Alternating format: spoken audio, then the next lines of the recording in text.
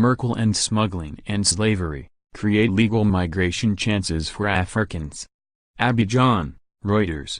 German Chancellor Angela Merkel on Wednesday stressed the importance of ending smuggling and slavery while creating a legal route for Africans to come to Europe as she faces pressure at home to tackle a migrant influx.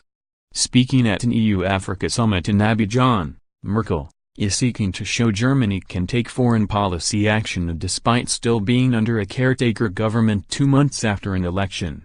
The influx of more than 1 million migrants since mid-2015, many of them fleeing the Middle East and Africa, was largely to blame for the rise of the anti-immigrant Alternative for Germany, AfD, in a September 24 election.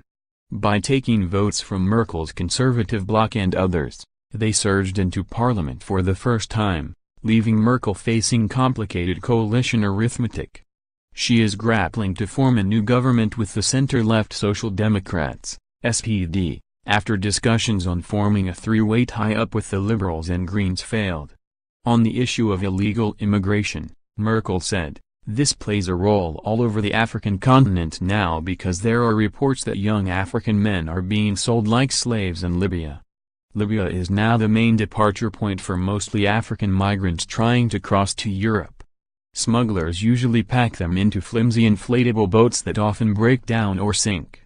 Merkel, who in 2015 decided to open Germany's borders to migrants, said legal options needed to be created for Africans to be able to get training or study in an EU country.